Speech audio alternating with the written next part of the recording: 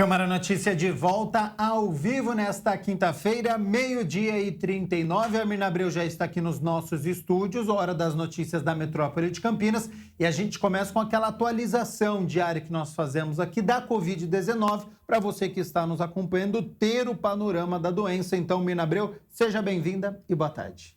Boa tarde, Gabriel. Boa tarde a você de casa. E a gente lembra que de terça para quarta-feira, nós tivemos aí um recorde nos números de óbitos em relação a agosto do ano passado. Desde então, ou seja, do dia 8, nós não tivemos atualizações no site do Ministério da Saúde até o fechamento dessa edição. Por isso, nós já vamos falar do estado de São Paulo, que soma 4.782.249 casos da Covid-19, com 160.542 óbitos. Agora nós vamos mostrar aqui a região metropolitana de Campinas, com 469.735 casos confirmados da Covid-19, e Campinas, até esta quarta-feira, somava 159.216 casos da doença.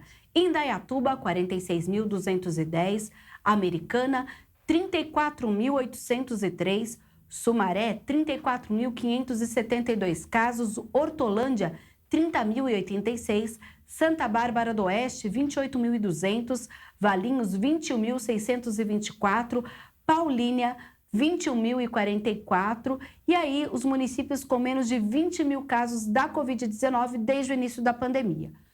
Itatiba, Vinhedo, depois aparecem Cosmópolis, Jaguariúna, Arthur Nogueira, Nova Odessa, Montemor, Santo Antônio de Posse, Engenheiro Coelho, Pedreira, Olambra e Morungaba. De acordo com esta última atualização, só no município de Campinas foram 679 casos a mais, o que mostra que a doença ela continua circulando por toda a cidade. Sim, agora a gente vai falar dos óbitos na RMC devido à Covid-19. São 11.845 mortes confirmadas desde o início da pandemia, e Campinas, até esta quarta-feira, somava 4.787 óbitos. Sumaré, 1.004, Americana, 913, Santa Bárbara do Oeste, 849, Indaiatuba, 829, Hortolândia, 783, Valinhos, 433, Itatiba, 343, Paulínia, 323 óbitos.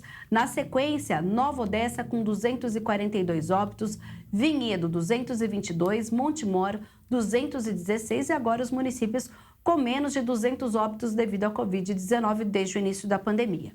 Jaguariúna, Cosmópolis, Arthur Nogueira, Pedreira, Santo Antônio de Posse, Engenheiro Coelho, Morungaba e Olambra. De acordo com esta última atualização, mais 26 óbitos foram registrados na cidade de Campinas, 16 homens e 10 mulheres, 4 tinham menos de 60 anos. Chama a atenção, um homem de apenas 39 anos que não tinha comorbidades e perdeu a vida para a doença, assim como uma mulher de 43 anos, um outro homem de 50 e uma mulher de 51 anos. Importante salientar que 2 desses óbitos foram registrados entre os dias 29 e 31 de janeiro. Agora, Mirna Abreu, aquele panorama sobre a taxa de ocupação de leitos de UTI no nosso município. Nós temos 166 leitos de UTI exclusivos para pacientes com síndromes respiratórias agudas graves. Deste total, 149 estão ocupados, o que representa 89,76% de ocupação. E os leitos são divididos da seguinte forma: no SUS municipal, que é a rede Mário Gatti de urgência e emergência, nós temos 49 leitos disponíveis, dos quais 43 estão ocupados. No SUS estadual, que é o HC da Unicamp, 28 leitos disponíveis, todos ocupados, 100% de ocupação. E na rede particular, dos 89 leitos disponíveis, 78 estão ocupados. Ou seja, nós temos aí 17 leitos livres aqui na cidade de Campinas para o atendimento das síndromes respiratórias agudas graves. Mirna Abreu, vamos falar agora sobre a vacinação contra a Covid-19. Já estamos aqui com o site aberto, vacina.campinas.sp.gov.br, porque está chegando mais um dia D de vacinação. É neste sábado? Isso, dia 12, a partir das 8 horas da manhã, teremos um novo dia D justamente para aumentar a taxa de imunização aqui na cidade de Campinas. Nós teremos 23.700 vagas, sendo 15.100 para adultos e 8.600 para crianças de 5 a 11 anos. E o agendamento já começou. Pode entrar no site vacina.campinas.sp.gov.br, ver em qual grupo você se encaixa, ou seu filho ou parente, já fazer o agendamento. A gente lembra que nós teremos 16 unidades de saúde no sábado que vão atender exclusivamente as crianças e ainda 21 que vão atender adultos e adolescentes. Então, quando você entra no grupo, você pode já, então, ver em qual o núcleo que você se encaixa. Olha aqui, a gente já tem, inclusive, os centros de saúde que vão funcionar no sábado, das 8 horas da manhã até as 5 da tarde. Região Norte, lá, o Centro de Saúde Anchieta, Aurélia, Barão Geraldo, Cássio Raposo do Amaral, São Martim, Santa Bárbara, esses vão atender adolescentes de 12 a 17 anos e adultos a partir de 18 anos. Na região sul, os centros de saúde do Figueira, Orozimbo Maia, Paranapanema, Santa Odília, São Bernardo e Jardim São José. Na região sudoeste, nós temos o atendimento para esse público dos CSs Santos Dumont, Vista Alegre, DIC 3, Santo Antônio, e na região leste de Campinas, nós teremos inclusive o Centro de Referência do Idoso, lá no Taquaral, o Centro de Saúde do Centro, Conceição, em Souzas, e também o Centro de Saúde do Taquaral também. Agora, para as crianças, então a gente vê aí o atendimento exclusivo para esse público. Região Norte, CS do Eulina, Rosália, Santa Mônica e do Village, lá no distrito de Barão Geraldo.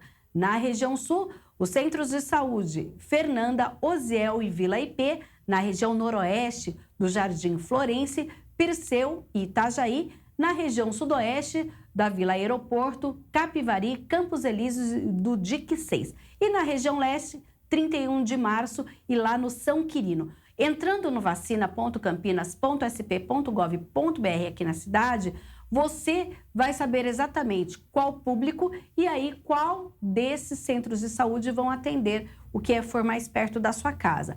Fora isso, a gente lembra que as unidades ainda estão vacinando no meio da semana também. Não posso ir no sábado, no dia D, então entre lá no agendamento e faça para o dia da semana. Para quem tiver dificuldade de entrar neste site, tem um telefone que a pessoa pode ligar e conseguir fazer esse agendamento ou até tirar dúvidas? Tem o Disque Saúde, que é 160, o número 160, você pode ligar, inclusive saber. A gente lembra aqui, olha, que nós já tivemos 16 edições do dia D de vacinação entre maio do ano passado e fevereiro deste ano. Nós já tivemos aí 394.629 doses aplicadas nesses dias de mutirão da saúde em Campinas para aumentar a cobertura vacinal contra a Covid-19 na nossa cidade. Em outros municípios, você deve entrar no site da prefeitura e aí muitas delas também vão realizar esse mutirão no próximo fim de semana, ou seja, dia 12 de fevereiro, e lá você pode agendar. Você acompanha, então, no site da prefeitura do seu município quais são as regras para esse agendamento. Agora, Mirna Abreu, graças à vacinação, já está acontecendo uma recuperação econômica? Bares e restaurantes estão recebendo mais público? O setor tem comemorado justamente essa economia que volta a fluir aí nesse setor. Porém, segundo dados da associação, o mês de janeiro, ele tem, apesar de tantos desafios, apontado que esse número cada vez mais crescente. Acompanhe. Estamos indo para o 3º ano de pandemia e a economia tenta de todas as formas se reerguer. Segundo a Associação Brasileira de Bares e Restaurantes, a Abrazel, o setor segue em recuperação, apesar do afastamento de funcionários. Segundo Matheus Mazon, presidente da associação, Os 2 últimos anos foram desafiadores. Foram 2 anos bem difíceis para o setor, né? O nosso setor foi um dos setores que foi mais impactado aí pelas restrições necessárias para a contenção do coronavírus. Isso fez com que o setor, que é um setor muito pulverizado de empresas pequenas, com mais de 1 milhão de negócios, pré-pandemia sofresse aí um fechamento de mais de 30% dos seus negócios. Então, é um setor que teve muita demissão, que teve muito encerramento de empresa e que agora, com a diminuição das restrições, a gente começa a mostrar sinais positivos de retomada. Apesar das dificuldades diante da variante Ômicron, que vem causando preocupação, o mês de janeiro apresentou uma variação nos dados em comparação aos últimos 2 anos. Então, só para ter uma ideia, em janeiro de 2021, a gente teve apenas 24% das empresas do setor apresentaram resultado positivo. Então, todo mundo, 3 a cada 4 estabelecimentos tomaram prejuízo. Não fecharam suas contas, tiveram que se endividar para conseguir fazer seus restaurantes ficarem abertos. Esse número melhorou bastante. Hoje, a gente está falando de 34% dos estabelecimentos que estão dando resultado positivo, estão fechando as suas contas. Então isso já é uma evolução muito boa. 10% dos restaurantes a mais estão melhorando, mas ainda é muito fraco. Imagina, de cada 10 restaurantes, 7 ainda estão dando prejuízo. Antes era 8, agora é 7, arredondando. Então é um resultado bom, mas ele mostra que ainda tem muito caminho pela frente para os estabelecimentos recuperarem. O resultado de dezembro também foi melhor que o mesmo período de 2020. 66% dos estabelecimentos tiveram um faturamento maior do que o fim de 2021, em comparação ao ano anterior. Os resultados positivos criam boas expectativas para os empresários.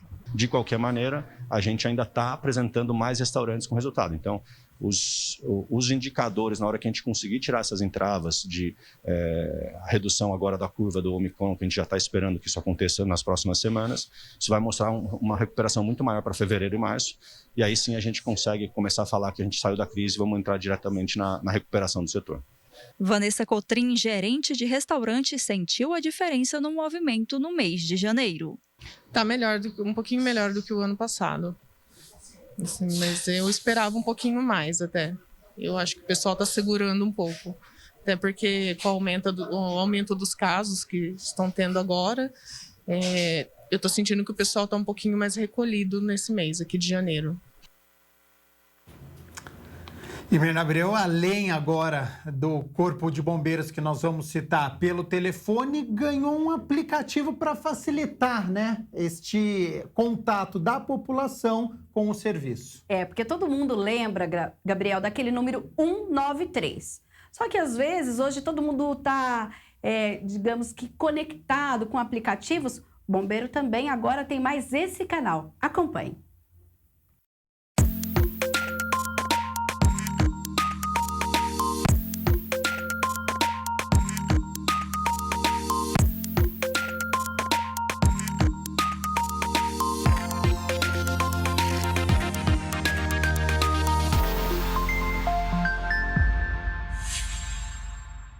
Você já ouviu falar no aplicativo Bombeiros Emergência? É um modelo complementar de acionamento do Corpo de Bombeiros do Estado de São Paulo. Esse aplicativo é uma ferramenta tecnológica que o Corpo de Bombeiros agora colocou à disposição da população.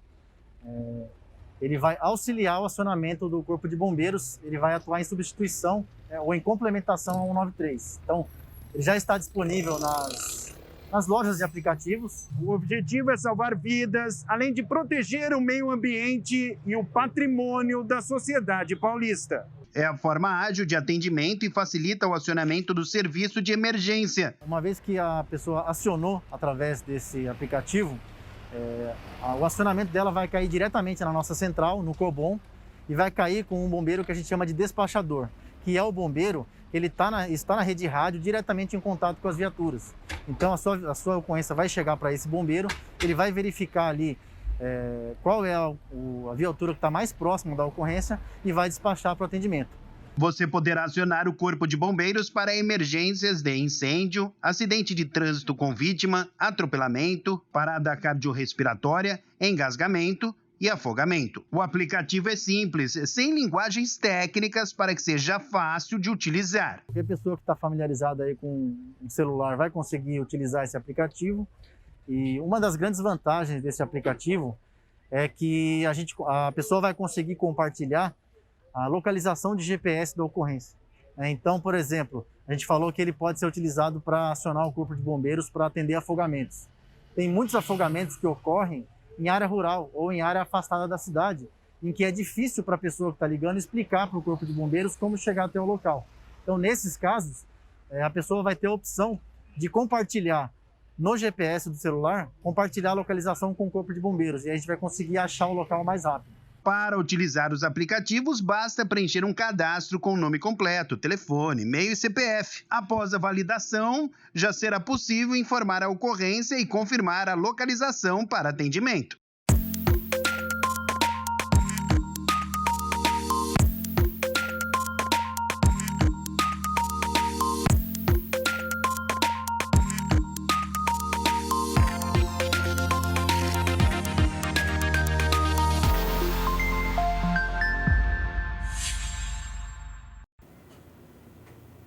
Hora de falar sobre educação. Atenção, você estudante, hein, que prestou Unicamp. Mirna Abreu já pode entrar no site para conferir essa primeira chamada? Isso, são 2.519 candidatos já convocados para essa primeira chamada da Unicamp. Eles devem consultar uma lista que está na página eletrônica da Conveste. A gente vai falar o endereço aqui, conveste.unicamp.br, e esses convocados vão aí nessas 69 opções de curso. Todos nessa chamada deverão realizar a matrícula não presencial das 9 horas do dia 15 de fevereiro até às 5 horas da tarde do dia 17 de fevereiro, exclusivamente pela internet na página da Conveste, utilizando número de inscrição, data de nascimento e a mesma senha que foi aí colocada no ato da inscrição. Os candidatos convocados em primeira opção que não realizarem a matrícula serão excluídos, porque a Unicamp aí terá uma nova chamada e as notas dos candidatos já estão disponíveis lá no Conveste. A gente lembra que, inclusive, na segunda chamada, a gente tem ainda as modalidades Enem Unicamp e vagas olímpicas 2022. Ontem, inclusive, Gabriel, no comecinho da noite, a gente teve o resultado do Enem, mas aí deu um problema no site do Ministério da Educação que traz o resultado. Okay. Então, ainda hoje, muitos estudantes estão fazendo essa conta. Será que eu vou entrar pelo Enem ou não? Então, agora começa esse período. A gente lembra que a segunda lista sai no dia 21 de fevereiro. A gente tem ainda os candidatos selecionados pelo sistema de cotas étnico-raciais, que foram aprovados ainda na primeira chamada, vão passar por uma comissão de averiguação durante o período de matrícula virtual. Aí, depois disso, vai acontecer o quê? Uma validação da autodeclaração apresentada pelo candidato, que optou por esse tipo de cota, e depois, aí sim, ele poderá fazer aí a matrícula. Então, você confere todos os detalhes, vou repetir o site, www.conveste.unicamp.br. Tá certo, então, Mirna Abreu, muito obrigado pelas notícias da Metrópole de Campinas.